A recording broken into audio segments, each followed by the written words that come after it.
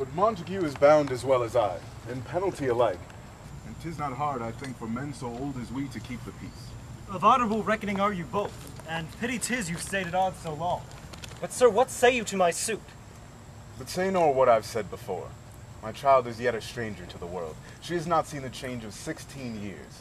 Let 2 more summers wither in their pride, ere we think her ripe to be a bride. Younger than she are happy mothers made. And too soon marred are those so early made. The earth has swallowed up all my hopes, but she is the hopeful lady of my earth. But woo her, gentle Paris, get her heart. My will to her consent is but a part, and she agreed, within her scope of choice, as my consent in fair according voice. This night, I hold an old accustomed feast, whereto I have invited many a guest, such as I love, and you among the store. One more most welcome makes my number one. Come, go with me. Go, sirrah. Treasure about through fair Verona. Find those persons out whose names are written here, and to them say my house, and welcome on their pleasure stay.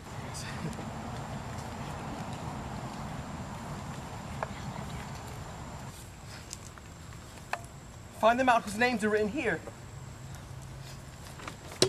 I'm set to find the persons whose names are here writ, and can never find what names the writing person hath here writ. I must to the learned. In good time. One pain is lessened by another's anguish. Take thou some new infection to thy eye, and the rank poison of the old will die. Your plantain leaf is excellent for that. For what, I pray thee? For your broken shin. Why, Romeo, art thou mad? Not mad, but bound, more than a madman is. Shut up in prison, kept without my food, whipped and tormented, and... Goodeen, good fellow. God, Goodeen, I pray, sir, can you read?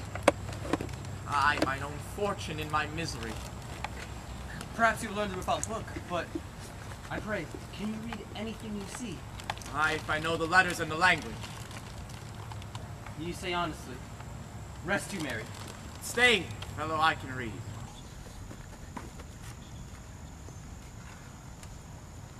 Signor Martino and his wife and daughters, Count Anselm and his beauteous sisters, the lady widow of Vitruvio, Signor Placentio and his lovely nieces, Mercutio and his brother Valentine, mine uncle Capulet, his wife and daughters, my fair niece Rosaline.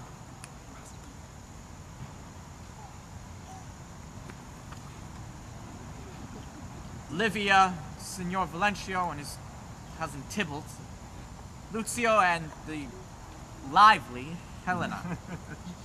A worthy assembly. Whither should they come? Oh, up. Whither? To supper, to our house. Whose house? My master's. Indeed, I should have asked you that before. And I'll tell you without asking that my master is the great rich Capulet. If you be not of the house of Montagues, I pray, come and crush a cup of wine with us. Rest you merry. At the same ancient feast of Capulet sups the fair Rosaline, whom thou so lovest among all the admired beauties of Verona. Go thither, and with unattainted eye compare her face with some that I will show, and I will make thee think thy swan a crow. When the devout religion of mine eye maintains such falsehoods, then turn tears to fires. One fairer than my love. The all-seeing sun never saw her match since first the world begun. Tut, you saw her fair, none else being by, herself poised with herself in either eye. I will go along. No such sight to be shown, but to rejoice in splendor of mine own.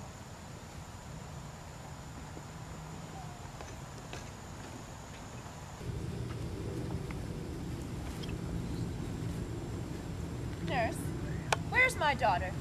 Call her forth to me. Now, by my maidenhead at 12-year-old, I bade her come. What lamb? What ladybird? God forbid, where's the girl? What Juliet? How now? Who calls? Your mother. Madam, I am here. What is your will? This is the matter. Nurse, give leave a while. We must talk in secret. Nurse, come back a while. I have remembered me vows here, our counsel. Thou knowest my daughter's of a pretty age. Faith, I can tell her age unto an hour. She's not 16. I'll lay 16 of my teeth. Yet to my teen be it spoken, I have but 6. She's not 16. How long is it now till Lammas Tide? A fortnight and odd days. Even or odd. Of all days of the year, come Lammas Eve, at night, shall she be 16, that shall she marry. I remember it well. Just since the earthquake now. 13 years, and she was weaned. Oh, I never shall forget it of all the days of the year upon that day. For I had then laid wormwood to my dug, sitting in the sun under the dove house wall. My lord and you were then at Mantua. Hey, I do bear a brain. But as I said, when it did taste the wormwood on the nipple of my dug and felt it bitter, pretty fool, to see it tetchy and fall out with the dug. Oh, and even the day before, she broke her brow. And then my husband, God be with his soul, was a merry man, took up the child. Yea, quoth he, dost thou fall upon thy face? Thou wilt fall backward when thou comest to age, wilt thou not, Jewel? And by my holiday the pretty wretch left crying, and said I, to see now how a jest shall come about. Enough of this. I pray thee, hold thy peace. Yes, yet I cannot choose but laugh, to think it should leave crying, and say I, and yet I warrant it had upon its brow a bump as big as a young cockerel stone. Yea, quoth my husband, fall'st upon thy face, thou wilt fall backward when thou comest to age, wilt thou not, Jewel? It stinted, and said I. And stint thou too, I pray thee, nurse, say I. Peace I have done. God mark thee to his grace, thou wast the prettiest babe that e'er I nursed, and I might live to see thee married once, I have my wish. Mary. That Mary is the very theme I came to talk of. Tell me, daughter Juliet, how stands your disposition to be married? It is an honor that I dreamed not of. An honor? Were I not thine only nurse, I would say thou hast such wisdom from thy teat. Well, think of marriage now. Younger than you, here in Verona, ladies of esteem are already made mothers by my count. I was your mother much upon these years, that you are now a maid. Thus, then in brief, the valiant Paris seeks you for his man, love. young lady, such a man is all the world. Why, he's a man of wax. Verona summer hath not such a flower. Nay, he's a flower, in faith, a very flower.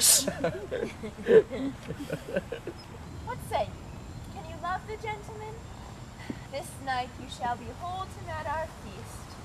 Read o'er the volume of young Paris's face, and find delight writ there with beauty's pen.